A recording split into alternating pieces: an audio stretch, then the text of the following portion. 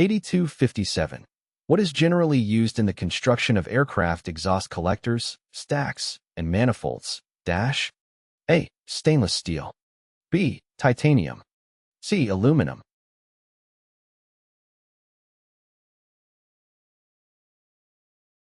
The correct answer is A.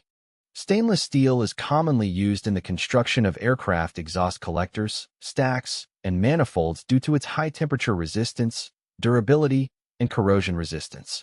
It can withstand the high temperatures and corrosive environments associated with exhaust systems of aircraft.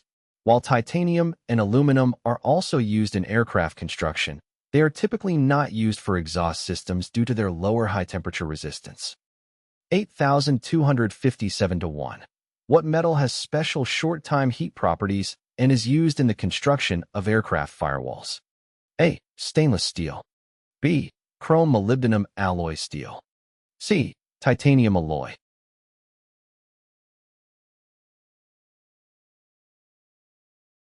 The correct answer is C.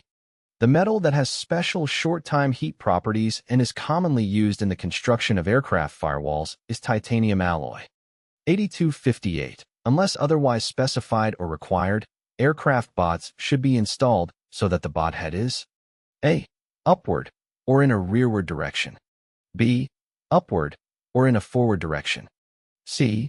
Downward or in a forward direction.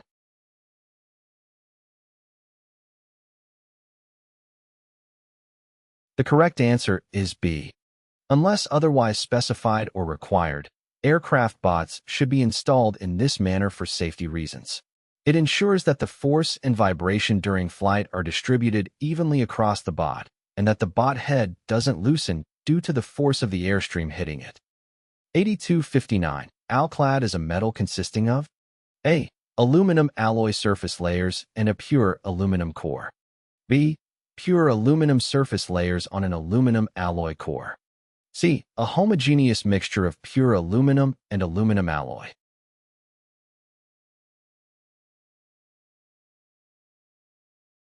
The correct answer is B. For a sheet of aluminium alloy with pure aluminium rolled over it, the registered trade name Alclad is used. The alloy core is protected from corrosion by the pure aluminium. 8260. A fiber-type, self-locking nut must never be used on an aircraft if the bot is A. Under shear loading. B. Under tension loading. C. Subject to rotation.